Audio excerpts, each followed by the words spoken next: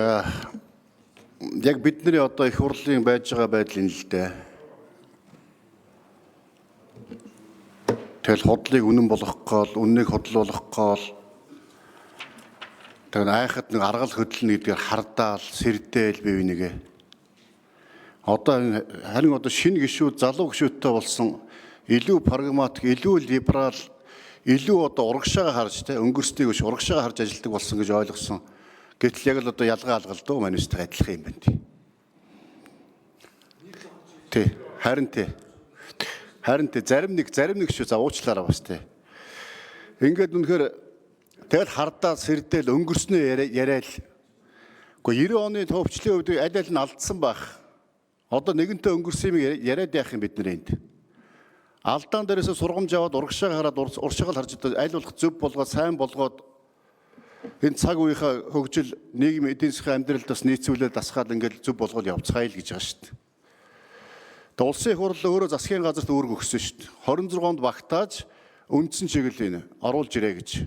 Тэгэл 26-нд багтаагаад оруулаад ирэхээр за нийлж байгаа эднэрчний хулгай хийхэндээ гэл ингээд биеийг хардаал улам зөв зүгээр ингээд сайхан явчих ажиллаа тийм үү. Энэ засгийн газрын үйл ажиллагааны хөтөлбөрт орцсон шүү дээ.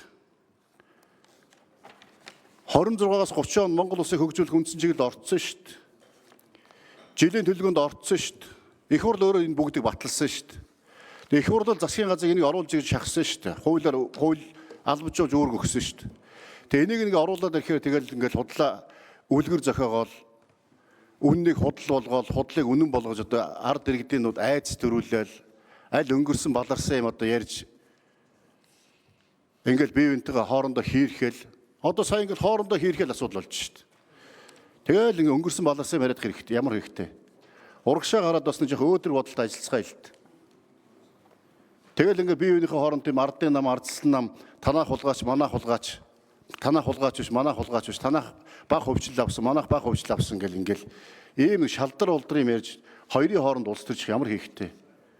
Их хурлын гишүүн бол их хурлын гишүүн шиг байцгаая л дээ. Төрийн түвшин бол төр төсөлсөн түвшин л дээ. Тэгээ нэг жижигхэн юм яриад жижигхэн шагуунцаа хэрүүл хийгээл энэ жоо онцгүй биш бас.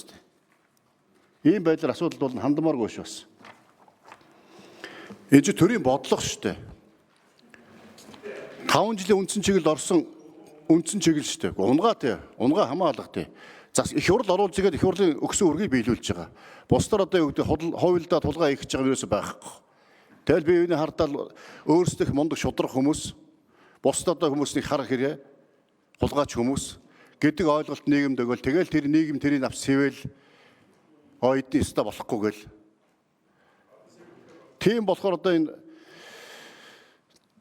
улсын их хурлаас баталсан үндсэн чиглэл засгийн газрын үйл ажиллагааны хөтөлбөр. Тэр засгийн хамтдаа хөгжлийн төлөөх зориг гээд ардын нам, ардсан нам хамтрал баталсан өрийн хөтөлбөр байгаа шүү дээ. Тэнд дотор ч маш тодорхой 3-4 заалтаа суудсан байгаа. Тэрийг л хэрэгжүүлэх гэж уулна. Өнгөрсөн жилийн 24 оны 12 сарын 12-ны өдөр улсын их хурл 52 дугаар тогтоол баталж 26-нд багтааж оруулж ирсэн. Энэний дагуу засгийн газар оруулж ирлээ. Их хурлын гишүүд минь бас нэг жоохон том харцгаая, жоохон бас нэг жоохон бодлого бодоцгоё тэгээд энэ нээлттэй ил тод 90 он биш ээ. Бүх юм одоо тийм цаг үе өөр болсон.